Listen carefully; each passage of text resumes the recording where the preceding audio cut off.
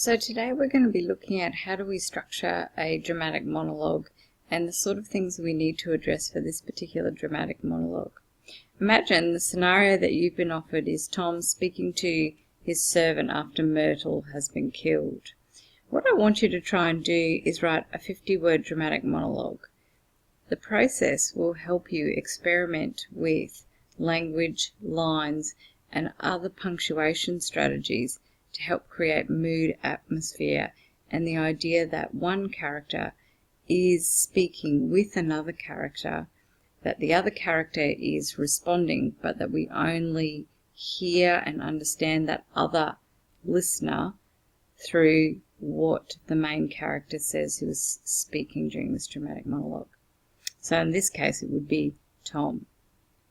So firstly you have to decide, alright, what sort of structure will you use for your narrative? I've incorporated here my favourite little triangles. How is your monologue going to look in terms of its short story narrative quality? In the next box you need to write, what are you going to reveal about your character? And I should put in here characters, because you will also reveal as much about Tom as you will about the servant. So please include the sorts of things you would like to reveal about the servant. Is he equally, or she, equally frightened of Tom? If it's a female character, could you imply that there's been some sort of inappropriate relationship? If it's a male character, how direct will Tom be? What sort of relationship will it be? Will it be conspiratorial, for example? When you decide on that relationship and how it's going to look in the course of your dramatic monologue, tell me what you think this will reveal about Fitzgerald's attitude towards the American dream. If Tom appears one way, how might this show the reader something about Fitzgerald's attitude towards the American dream? The answer to the next question is about the narrative itself. How is the context that you're writing about, Tom speaking to a servant after Myrtle's death, dramatic? Or is there something at stake for Tom in speaking to the servant? It can't be that he's asking the servant to pull back the sheets before he goes to bed. There has to be something that is worthy of having a discussion and revealing something larger about the character. Number 5, what are some typical phrases or terms used by the character? You could also consider writing some grammatical structures, particular punctuation that you might find in the direct speech of the character in the course of the novel. Are there some interesting binaries, for example, that Tom uses, or some interesting themes that or symbols that he might be related to in the course of Fitzgerald's novel? Lastly, list some symbols that you might use to explore the dramatic model, the American dream for the purpose of this dramatic monologue. So here's your rules. It must be 50 words in length, and it must include these things that you found out in the table above. Here's an example, and I'll go through the example and the sorts of things that I debated in writing this. Firstly, I need a title. Example's not that clever. So I start off with Manfred. It is fragmentary. It's the opening line. What might that reveal about Tom if it doesn't have the pleasantries like "excuse me, Manfred," etc.? Get our things together. The word things. Are they taking anything important? Are these things superfluous to Tom's needs? Can he buy whatever he wants? Is that a really good way of exploring what Tom's really like? Using the imperative. Obviously something's happened between this line and the next line because it says no time. What has Manfred asked? What can we assume he's asked? Should I take the car into Wilson's? Should I pack up these things? Should I close the house up? Should I book something? Should I send flowers to the funeral? There's a pause here, so there must be more conversation. Yes, the yellow car, killed instantly. This is an interesting line, because it certainly implies that Manfred is a bit of a confidant, and he feels that he can ask questions. The short, sharp replies might tell you something about the nature of Tom. No need to send a message. And here I've put on the next line an ellipsis, and now. Does this reveal perhaps the softer side of Tom, or does it actually reveal the relationship that he may have had Myrtle, and that Manfred was privy to the relationship that Tom and Myrtle had? Perhaps he was asked to send flowers, send messages in the past. That will give us more clues about Tom's character, and it is a moment of revelation for us as a reader that Tom didn't act alone, that he has perhaps a manservant, hence the name Manfred. Perhaps he does like to send messages, and that the interaction with Myrtle was a lot more intense than we get from the excerpts that we get in the novel. Wilson's gone. He was sent on his way.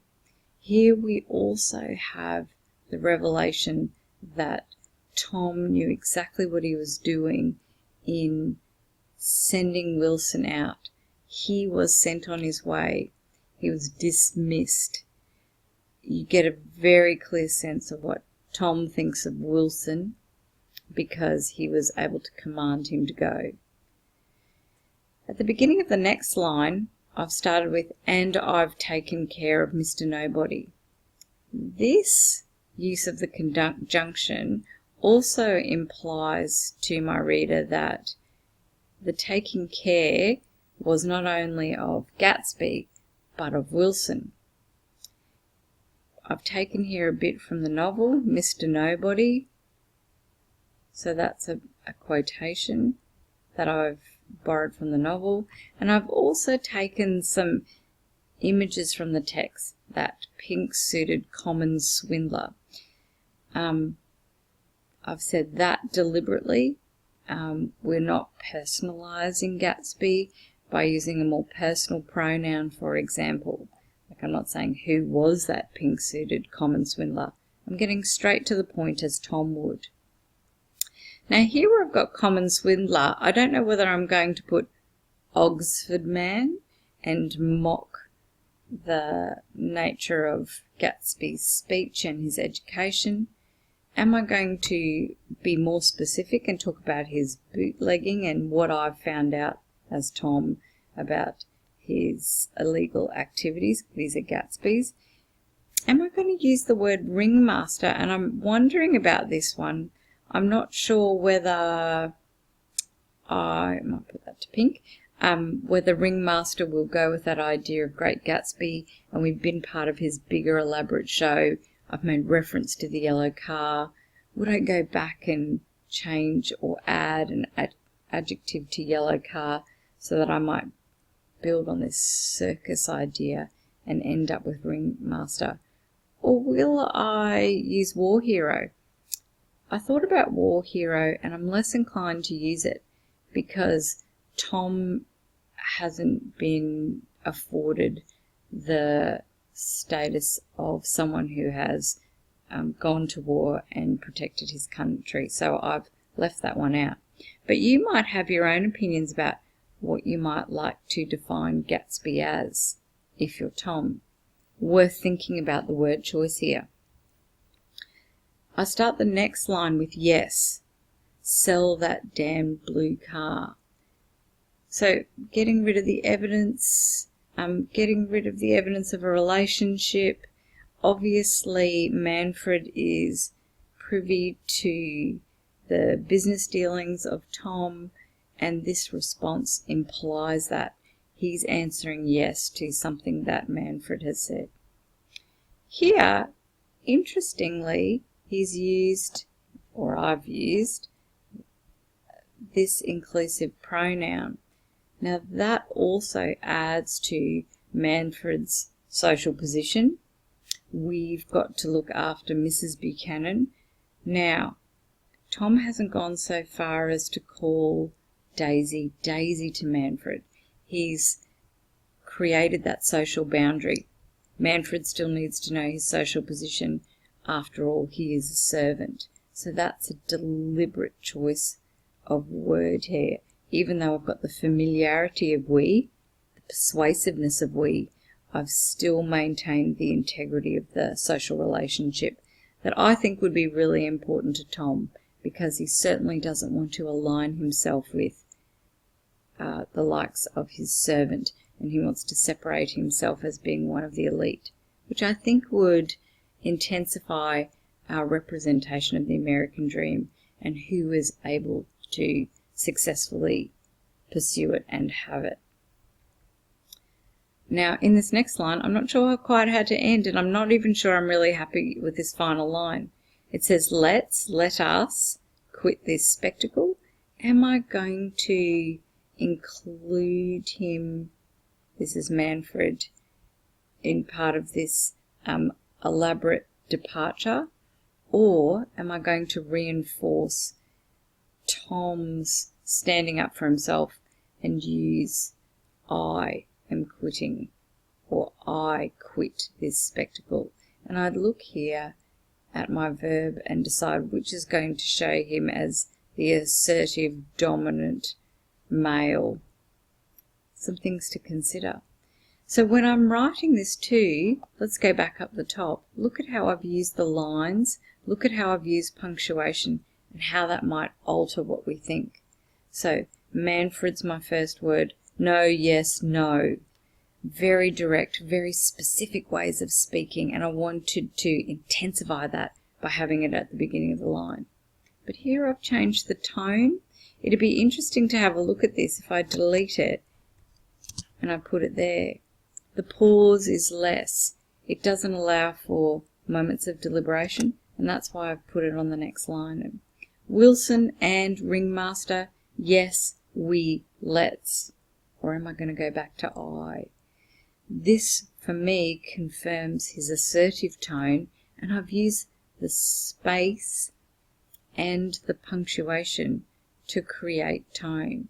Now, I could have done lots of other things. Certainly a title would have helped.